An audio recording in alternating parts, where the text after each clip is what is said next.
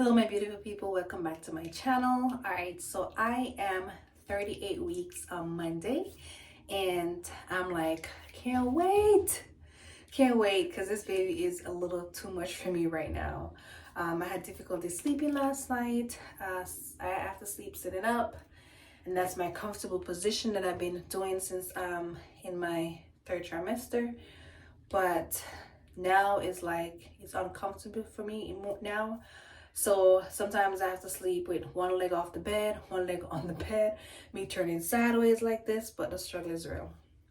Anyways, I had my doctor's appointment today at my 38 weeks appointment because now I'm going every week.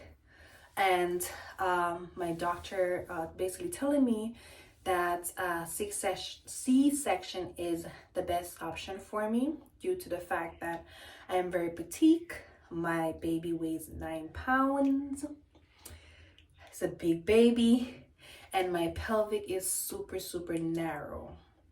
So with that, it's gonna cause damage to the baby and also tear for me. And I want to make sure that the baby's safe and also me being safe. So I just went ahead and be like, you know what? After I think about it, do my research and stuff like that, and based off the weight of the baby, I'm just going ahead and do the C-section. So the C-section is scheduled early before my due date, because my due date was supposed to be on the 7th, which was 13 days from now, was my actually due date. And what she was saying is that if I'm doing a natural birth, then normally they wait until like a week or 2 weeks after the due date to deliver. But since the baby's so big that if I still want to do a natural birth, they will induce me on the day of my due date, which was on the 7th. They would induce me, but not necessarily means that I'm probably gonna have a very smooth natural birth delivery. I might have to still end up doing the C-section because of the way how my pelvic is. And since it's shown on the ultrasound and the weight and all that kind of stuff, then it makes sense for me just do the C-section.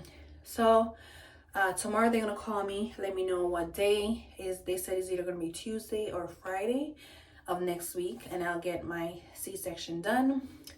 I was a little nervous. So I had to take a few hours to kind of process it, that okay, I'm gonna do C-section, you know.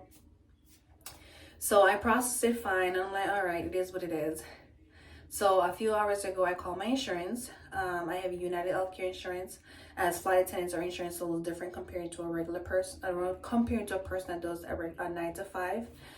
So for our insurance, they do give us a free breast pump and a free waistband. I forgot what they call it, but the waistband to support your stomach. So I get those free from my health insurance. And I got those already. And also we get a nurse that will follow up with us all the way until the baby is I think 3 or 4 years old.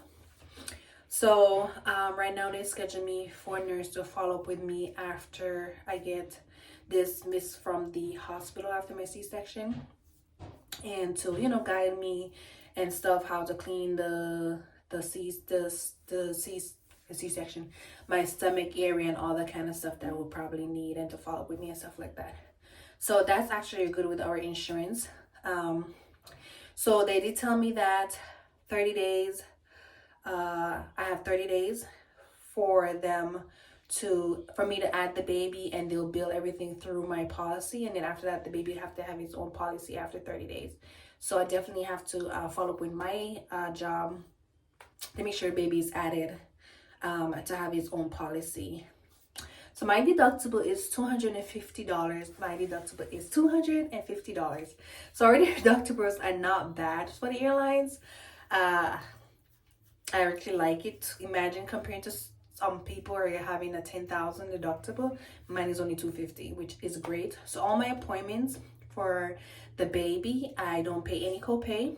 The only thing I pay for is ultrasound, which I pay was $75, I believe, is for the ultrasound, which they don't do ultrasound very often. I did get, I think, 4 or 5 ultrasound done because the baby is huge, I'm petite, and they want to make sure everything is fine, and they want to double check on the weight and stuff like that. Now, at my 37 weeks appointment, when I went in, okay, so normally they measure the baby, you measure your stomach and see the how the baby's measurement is, and then at the 37th appointment, they normally do she said between 36 and 37 appointment, they normally do a vaginal swab in your vaginal area and in your buttocks area as well, to check if you're positive for, I forgot what type of bacteria it was, but it's one of those natural bacteria that in your vaginal area. So for that, she said I was positive, but since I'm not doing a vaginal, there's no treatment needed. It will go away on its own. Pregnant women get it all the time. It's just one of those natural bacteria, good bacteria type thing. But sometimes because if you're doing a vaginal delivery, that bacteria can transfer to the baby's mouth and stuff like that. And you know, newborns, they're not used to bacteria and viruses and stuff like that, so they normally will treat it with like an IV or will treat it in the hospital. But for me, she said nothing to worry about. It'll go away on its own. We all have good bacteria in our stomach and little bacteria, which some bacteria don't need to be treated. So mine don't need to be treated, and it's normal for pregnant women to have that, because you know, as you're pregnant, sometimes you get, you know, a little moist down that area and stuff like that. So all normal. Now when she did a swab in my buttocks, I have what they call it, it does feel very awkward and it burns, because since I'm taking my iron, sometimes my stool's a little harder than usual. But what I started doing is drinking milk. So for me, 1% milk doesn't do well with my stomach, so I'll drink a little bit of milk and it helps soften up my stool. Or I'll take prunes. Now I don't always want to take prunes all the time, so I start taking the milk, a little bit of milk every day, and it helps, and it will make my stool softer. So that's my trick for me, so I don't get hard stool, because you're gonna get hard stool because you're taking the iron pills. Now I have on my last ultrasound, I wasn't able to see the baby's face because the baby turned backwards. So we were seeing his back and his back of his head and his buttocks, but not his front. So he was turned backwards, so I didn't get to really see his face or anything like that. But I did able to show me his private area to confirm, yep, he's a boy. So that was a little cute to see. And he have a little bit of big head. I was like, can I figure he's gonna have a big head, because daddy got a big head too. My head is small. But yes, so the baby is coming within a few days. He's coming. Day before yesterday, I got the crib ready. I'm gonna show you guys that in probably another video. I got the crib ready and I put everything aside in one of the rooms that I'm gonna need, so my sister don't have to go all over the place to find stuff that I would need. And I get most of the stuff from my baby registry, which was from Target, and I get most of the stuff that I need from the registry already, so which is really, really good. Anything else, then I can just improvise, or I can just order on Amazon or something like that. I definitely show you a video of the things that I got from my baby registry, and also people are going to be sending me stuff after the baby's born, which is kind of cool too.